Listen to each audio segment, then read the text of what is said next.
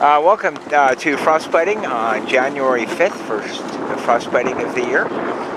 And beautiful Boston Harbor, great day for it. After a bitter cold wave earlier in the week, temperatures above freezing, upper 30s with sunshine and a moderate wind. Right of the sun. And only this front row is a shot at getting to it. If they start trimming in and sailing, we're in a header. That makes it harder to get to the line. Is all by himself, a little tiny bit late at the right end, but like I said, all by himself. And they're going to tack in the shift at the gun. Oh, they just got a giant lift just as the race started, and boarded the tack and will go cruise into a pretty big lead, despite the fact that they're bouncing through a bunch of waves. A giant lift at the start, that makes people less late than they were in the header. Dave Franzel, second from the right in our view, got off well, almost even with Dooley. Peter Balkus also got a good start. And now 2508 is starting to move out. That's Russ Hancock and Alex. They're doing all right. But a bunch of boats are just crossing the line now, about 30 seconds late for the start, including Ken McElroth. We saw him sail down to competitors that were going to be late. And he went to the boats that were late. Yeah, we got a bunch of boats going right, and these are boats that started about 15 to 30 seconds late. And the breeze has gone left, so they're on the correct tack. And Franzel got the lefty and is off to a very big lead now. Dooley did not get that breeze anywhere near when Franzel got it, so a very distant second. And there are a bunch of boats doing well on the left side, including, that looks like Dooley over there, way left. They're looking good. They're sailing into breeze. Yeah, I'm thinking they might be second. There's Rigel going by, John Dexter and Ika going by. They started late, went over to the left side.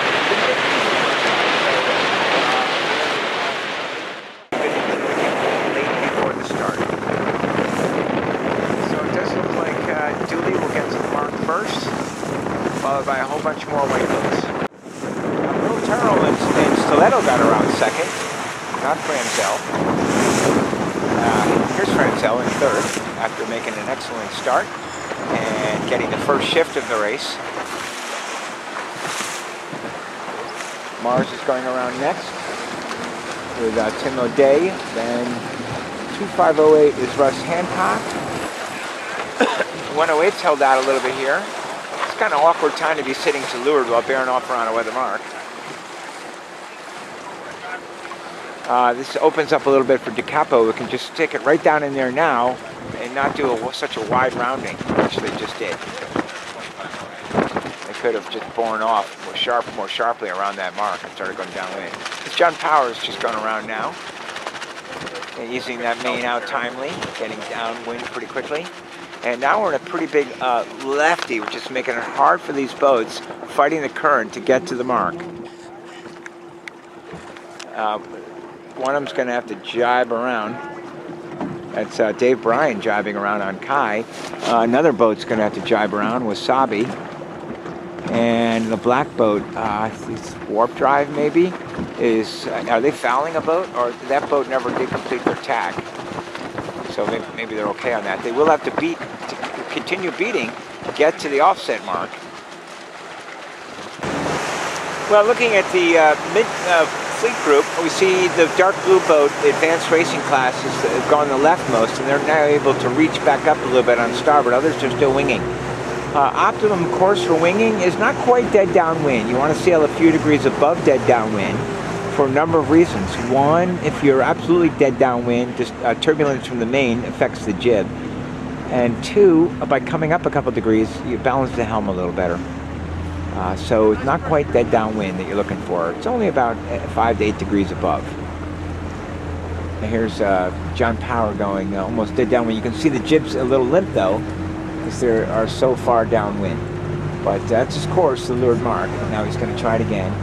A little bit of a header and they'll be fine.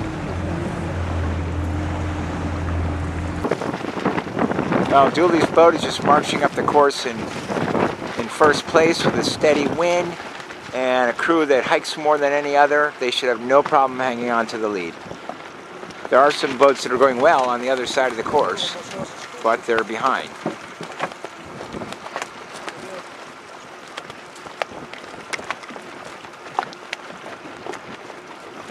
There they are.